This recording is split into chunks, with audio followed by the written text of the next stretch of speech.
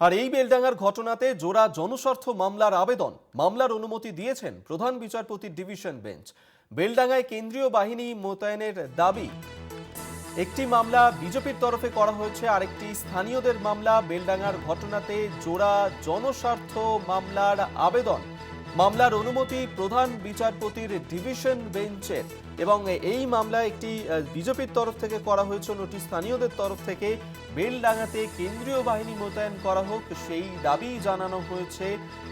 যেখানে বেলডাঙ্গায় গত 16 তারিখ থেকে যে উত্তেজনার ছবি ধরা পড়ে, যে উত্তপ্ত পরিস্থিতি সেখানে তৈরি হয়, সেখানে পরিযায়ী শ্রমিকের মৃত্যুর ঘটনাকে কেন্দ্র করে সেই ঘটনায় এবার জোড়া জনস্বার্থ মামলার আবেদন। আর একটি মামলা করা হয়েছে বিজেপির তরফে, অন্যটি স্থানীয় মানুষরা তারা করেছেন। মামলার অনুমতি প্রধান বিচারপতির ডিভিশন বেঞ্চে। বেলডাঙ্গায় কেন্দ্রীয় বাহিনী মোতায়েন করা হোক এমনটি কিন্তু দাবি তোলা হয়েছে।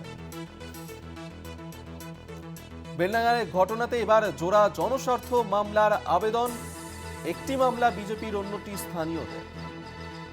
পীযূষ কান্তি নাগ এই মুহূর্তে আমাদের সঙ্গে টেলিফোনে রয়েছেন, আরো বিস্তারিত কথা বলবো। পীযূষ, বেলডাঙ্গায় যে উত্তেজনা ছবি ধরা পড়েছিল, যে বেলডাঙ্গার ঘটনা নিয়ে দুটি জোড়া মামলা দায়েরের আবেদন জানিয়ে দৃষ্টি আকর্ষণ ভারতের প্রধান বিচারপতি ডিভিশন বেঞ্চে একটি মামলা বিজেপির পক্ষ থেকে করা হয়েছে। সেখানে দাবি করা হয়েছে শামশেরগঞ্জের যে ঘটনা ঘটেছিল তার প্রেক্ষিতে কেন্দ্রীয় বাহিনী নির্দেশ জারি করেছিল, তারই প্রেক্ষিতে এই বেলডাঙ্গার ঘটনায় কেন্দ্রীয় বাহিনী মোতায়েন করা হোক।